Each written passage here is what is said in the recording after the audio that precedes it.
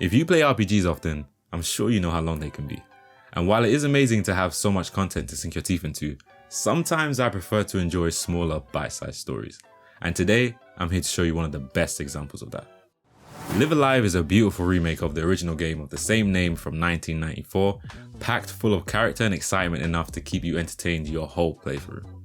But before I get into the details, I want to give a big shout out to Square Enix for providing me a copy of the game.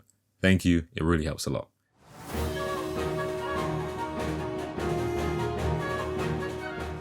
The story is spread across 7 different protagonists, all from different periods in time, from far in the past, all the way to the distant future, and everything in between.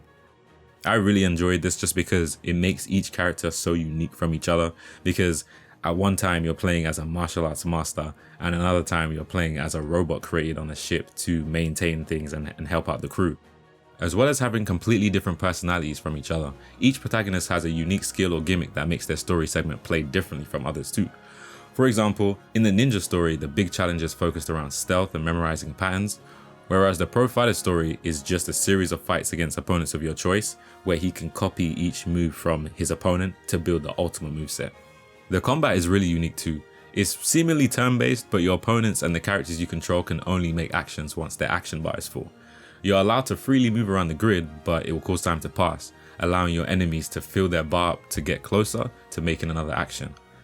Powerful moves also take time to cast, so you will have to remember not to place your characters in areas where they can get interrupted while they cast their skill. Some moves are single target, some moves are AoE, and some moves can attack from far away, and some are only useful close up. And then obviously you have other moves that buff your characters or heal your teammates, and you can just play around with all the different moves each character has, and as you level up and grow, obviously as any RPG goes, you gain more moves and access to more things that make the game a lot more fun. So I really enjoyed playing it.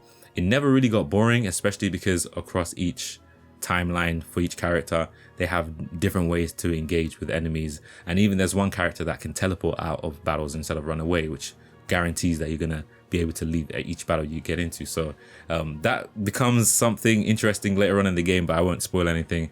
But yeah, it's really cool when you get to mix and match all these different moves that you get from each character.